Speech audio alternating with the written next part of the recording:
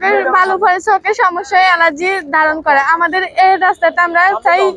বাংলাদেশের একমাত্র smart city Bashundhara এখন আরো নিরাপদ, আধুনিকতায় আরো এক ধাপ এগিয়ে।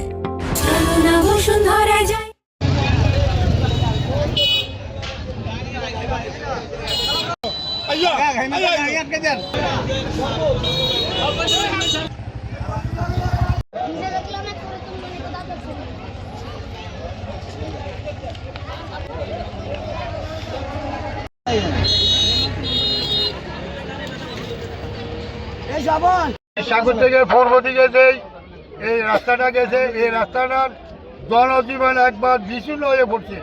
আমরা যদি ওদেরকে বাধা বৃত্তি দিই, ওরা আমাদেরকে গালিগালাজ করে, আমার ট্র্যাক্টর আরও মানুষের গাড় দিকে চালায়। এখন আমরা এদের ওয়ারে আমরা এলাকাতে বাসী জিম্ব হয়ে গেছি।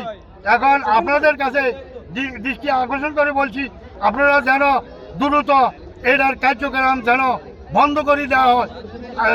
আমরা মাননীয় মন্ত্রী মহোদয়ের কাছে দৃষ্টি আকর্ষণ করে বলছি, এই কার্যক্রম ইটভাটা বন্ধ করে দেওয়ার জন্য বিশেষভাবে অনুরোধ করা হলো।